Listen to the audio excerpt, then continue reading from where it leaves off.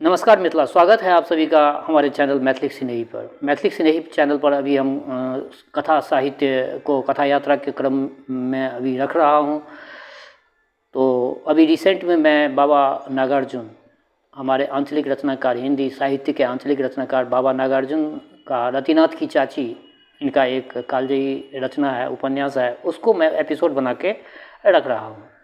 अभी तक आप लोगों के समक्ष मैं 8 एपिसोड रखा, आज 9वां एपिसोड रखने जा रहा हूँ। आग्रह, अगर कोई भी व्यक्ति नए हों, हमारे इस वीडियो को नए देख रहे हो तो मेरे चैनल को आप सब्सक्राइब कीजिए। मेरे चैनल पर सभी तरह के साहित्यिक विधा आप लोगों को मिल जाएगी। तो लीजिए आज का ये 9वां एपिसोड।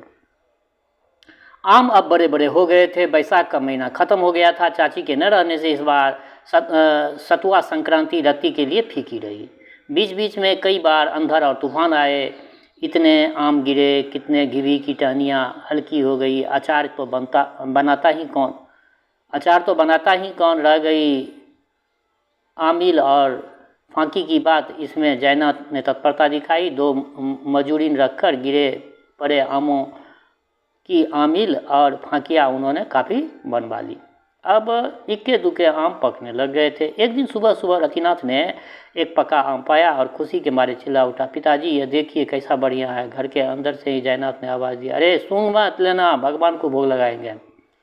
रति ने वह आम लाकर फुलडाली में रख दिया। इस बार शुभंकरपुर में आम खूब फला था। जिसके बाग में 10-5 भी कलमी पेड़ थे उनकी तो बात ही नहीं, लेकिन बिज्जू के पेड़ जिनके बाग में थे उनके लिए सचमुच ही आम कम था। जयनाथ के पिता एक कलकतिया और एक मालदा की कलम लगा गए थे। सेवा नहीं होने के कारण ये दोनों पेड़ प्रौढ़ होने से पहले ही बूढ़े हो रहे थे। कुछ डालें उनकी सूख गई थी, कुछ में टहनियाँ कम हो गई थी। फिर भी 100-200 ग्राम हर साल वे दे देते थे। मालदा लगड़ा का पेड़ लंबा नहीं फैला हुआ था। जब जयनाथ नहीं रहते उस समय मालदा की टेढ़ी मेढ़ी डालों पर रतिनाथ का एक छत्र राज रहता था और वह टोल पड़ोस के 5-7 लड़कों को बुलाकर खेलने लग जाता था। और इस बार तो मालदा में गिने गिनाए 50 आम बच गए थे। मालदा आमों का राजा है। जिसने एक बार खाया उसका कहना ही क्या। कलकतिया फलने में बहादुर होता है, लेकिन जयनाथ का भी यही कलकतिया अपने मालिक की लापरवाही से चिढ़कर कसम खा बैठा है कि कम से कम फलो। इसमें क्या, आम के अपने पेड़ फले या ना फले। जयनाथ ब्राह्मणों की भिक्षावृत्ति के बहुत प्रशंसक थे। राजा बहादुर की ड्योढ़ी के चारों ओर सैकड़ों बीघा कलमबाग थे। दुनिया के लिए आम का अकाल भले ही हो, लेकिन राजा बहादुर की एस्टेट कभी आम के फलों से खाली नहीं जाती थी। 10-10, 5-5 करके भी फलते तो लाखों फल निकल आते थे। बम्बई आम जेठ से ही पकने लगता था और बथुआ ठेठ कुआर तक जाता था। इन 4-5 महीनों में एस्टेट के कर्मचारी आम खा कर लाल बुंद हो जाते। अवध नारायण मल्लिक राजा बहादुर के यहाँ दीवानगिरी करते थे। मलिक जी के घर बच्चे होकर मर जाते थे। न लड़का जीता था न लड़की। तारा बाबा के आदेश से दीवान जी साधु ब्राह्मणों की बड़ी सेवा करते थे। जयनाथ पर तो उनकी खास कृपा थी। वे कई बार मलिक जी के यहाँ महामृत्युंजय का जप भी करा चुके थे। दक्षिणा के अलावा 2 धोतियाँ, कंबल का आसन, अर्घा, पंचभात, आचमनी, तांबे की पवित्री अंगूठी मिला करती। जितने दिनों तक जप चलता तस्मय यानी खीर और पकवानों की एक भुक्ति होती थी। जयनाथ को मल्लिक जी का बड़ा भरोसा रहता था। जब जाते शास्त्र पुराण की बात सुनाकर कोई न कोई चीज़ 1-8 रुपया ले आते। दीवान जी की तीसरी पत्नी का मायका मणिपुर में था और जयनाथ की भी शादी वहीं हुई थी। गांव के रिश्ते से वे जयनाथ की सरबेटी होती थी और उन्हें फूफा कहा करती थी। इस प्रकार मल्लिक जी के परिवार में जयनाथ का प्रवेश हो गया था। अब दुनिया में चाहे आम फले या न फले, मल्लिक जी बराबर रहे। जयनाथ को और चाहिए ही क्या, उन्हें वहाँ से पर्याप्त आम मिल जाती थी। 8-10 दिन बीते घिवी का आम पक कर टपकने लगा। दिन भर की प्रचंड गर्मी, दोपहर रात तक ठिठकी हवा और उसके बाद रात्रि शेष में जब दक्षिण पवन ग्रीष्म ऋतु की शांत शिथिल अलस प्रकृति नदी के सिमटे हुए आंचल को फरफराने लगता, तो घिवी के विशाल वृक्ष की निस्पंद टहनियाँ उच्छ्वासित हो उठती, टप टप करके आम गिरने लगते। पूर्वी आसमान में शुक्र तारा अपने मधुर उज्जवल प्रकाश में दिग्बधुओं को ललचाता हुआ सहसा उगाता कि रति की आंखें खुलती। वह पेड़ के नीचे जाकर आम चुनने लगता। एक एक करके बीती बातें उसे याद आती। पद्मा की आंखें, बागों के लंबे बाल, अपर्णा के गोल गोल चेहरे, और इन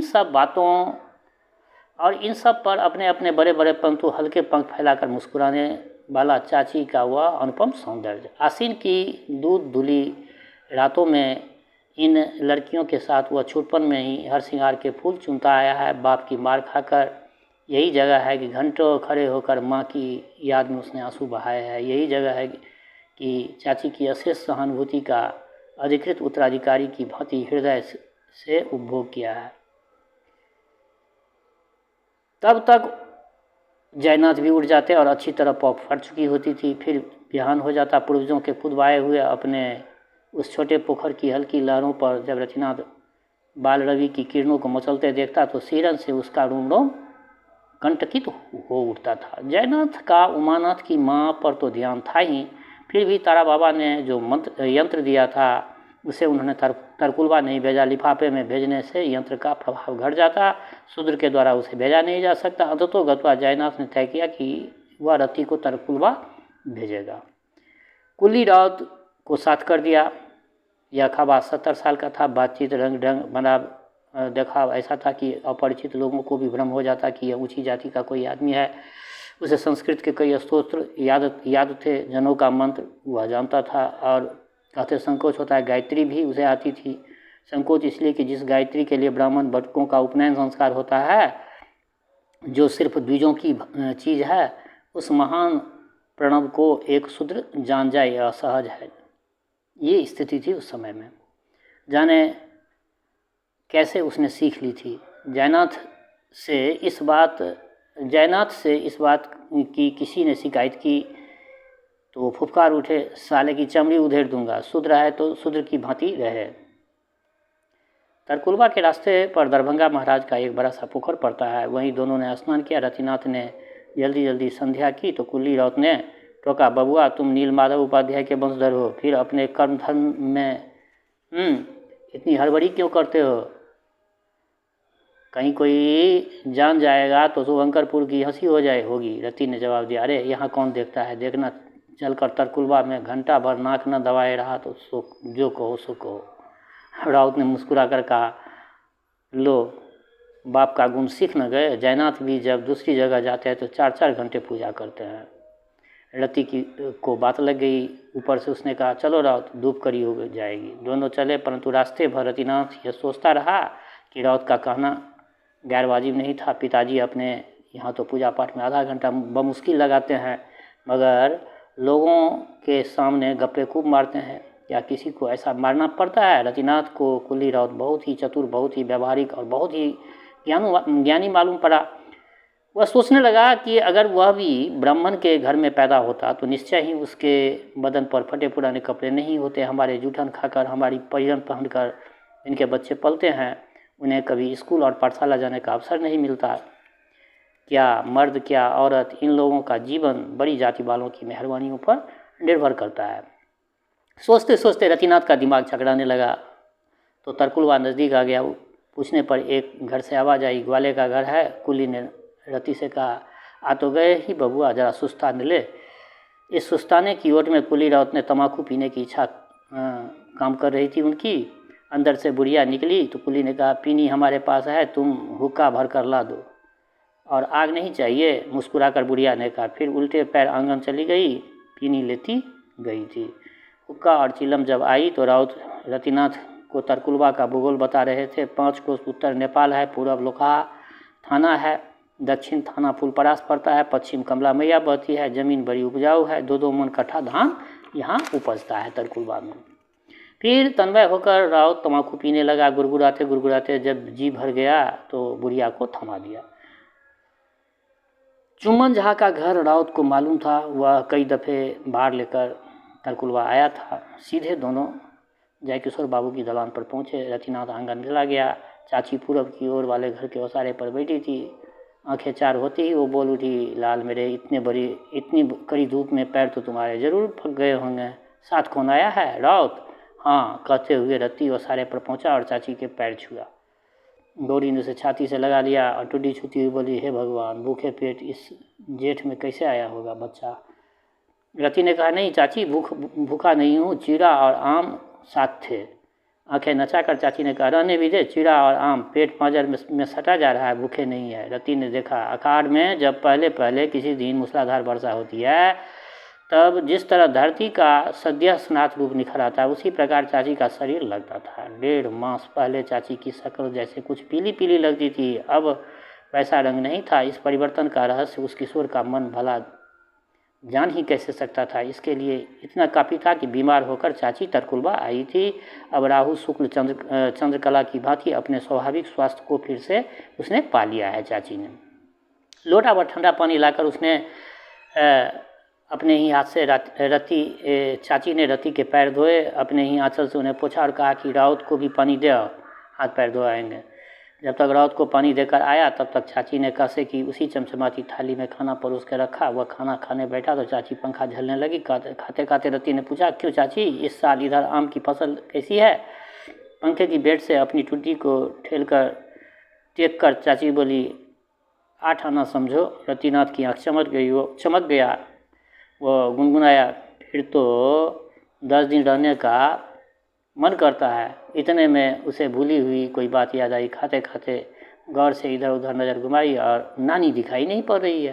पंखा झलते हुए चाची ने कहा, रात में चोरों ने आम तोड़ लिया है, मालदा के 2 पेड़ साफ कर दिया। माँ वहीं गई है, जो कुछ बच रहे हैं उसकी हिफाजत का इंतजाम तो करना ही पड़ेगा ना। रति मचल उठा, खाने के बाद मैं नहीं जाऊँगा। रति मचल उठा, खाने के बाद मैं वहीं जाऊँगा, कहने लगा। नहीं बेटा, जब ठंडा होगा तब जाना, अभी बहुत धूप है और मैं तो राउत के सामने जाती नहीं, बूढ़े को खाना कौन खिलाएगा। वह इस दलील से रति चुप हो गया। राउत को खिलाकर और 2 टुकड़ी सुपारी देकर रति अंदर आया और जयकिशोर बाबू के पलंग पर चाची के पास सो गया। थोड़ा दिन बाकी रहा तो गौरी की माँ बाग से लौटी। रतिनाथ को देखकर बहुत खुश हुई। शाम को रति और राउत बाग की ओर टहलने गया। शाम बम्बई आम जा रहा था और मालदा का पकना शुरू हो गया था। ऐन मौके पर चोरों ने धाबा बोला। फिर भी 150-200 बच रहे। दोनों ने घूम फिर कर सारा बाग देखा। राउत को भी तबीयत हुई कि कुछ दिन रहकर आमों की बाहर लुटी जाए, मगर उसे अपने खेत की याद आई जो मरुआ रोपने के लिए तैयार पड़े थे। राउत दो ही दिन तरकुलवा में राउत रहा। फिर भी काफ़ी आम उसे खाने को मिले। गौरी की माँ को खिलाने पिलाने का बड़ा शौक था। स्वयं विधवा होने के कारण वह निरामिष भोजी थी, परंतु आगंतुकों के लिए दूर दूर से मछलियाँ मंगवाती, खस्सी पिटवाती है। ठीक है कि कुली राउत के लिए तरकुलवा में कभी खस्सी नहीं पिटवाई गई, फिर भी उमानाथ की नानी का स्वागत सत्कार 10 बूढ़े खवास के लिए खास आकर्षण रहता था। इस बूढ़े खवास के लिए खास आकर्षण रहता था। वह 2 दिन रहा और तीसरे दिन प्रातःकाल शुभंकरपुर के लिए रवाना हो गया। चाची ने जयनाथ के लिए 10 बम्बई और 10 मालदा आम दे दी। तो श्रोताओं, आज मैं ये आप लोगों के समक्ष 9वां एपिसोड आप लोगों के समक्ष रखा हूँ। यहाँ तरकुलवा पहुँच चुका है रत्ती। आगरा ये जो संपूर्ण रचना सुनिए और अपनी प्रतिक्रिया लिखिए। अंत में मैं वही बात कहता हूँ कि हमारे श्रोता आप जहाँ कहीं भी रहते हों, स्वस्थ रहें, निरोग रहें। माता जनक नंदिनी जगदम्बा की कृपा आप लोगों पर बरसती रहे। शुभकामनाओं के संग जय मिथिला, जय मैथिली।